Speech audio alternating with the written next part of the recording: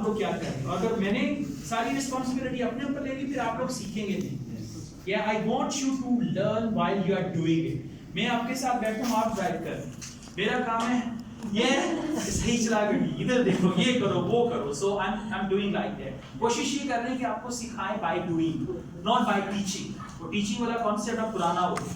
आपको जरा मैं सिखाने की कोशिश करूंगा, अभी तो आप वैसे ही मुंह बनाते हैं, आधा घंटा लेक्चर दिया ना, फिर आपने वो बेचारा पहले क्लॉक पीछे देखता है, ये नेक्स्ट टाइम ना क्लॉक आगे लगवाते हैं, उसको बेचारे को मुश्किल होती है, गर्दन पूरी मोड़ के ना ऐसे देखता है। अच्छा, एक नजर क्लॉक पे, दूसरी नजर मेरे ऊपर, फिर आगे से बेबस सा मुंह बनाते हैं।